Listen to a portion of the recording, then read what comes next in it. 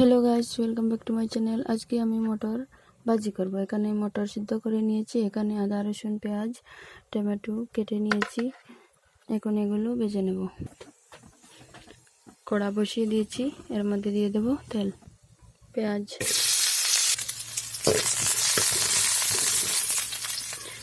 ভাজা হয়ে গেছে, দিয়ে দেব মটর, লবণ দিয়ে দিলাম, একটু হলুদ গুঁড়ো, জিরা, মিট মশলা। এখন ভালো করে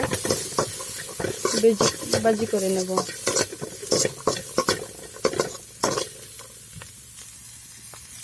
ভাজি হয়ে গেছে, এখন নামিয়ে নেব। তো বন্ধুরা, মটর ভাজি হয়ে গেছে, নামিয়ে নিয়েছি।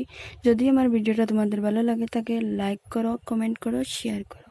আমার চ্যানেলে নতুন হয়ে থাকলে চ্যানেলটাকে সাবস্ক্রাইব করো। পরবর্তী আপডেট পাওয়ার জন্য পাশে বেল আইকনটি প্রেস করো। তো আবার দেখা হবে অন্য কোনো ভিডিও নিয়ে।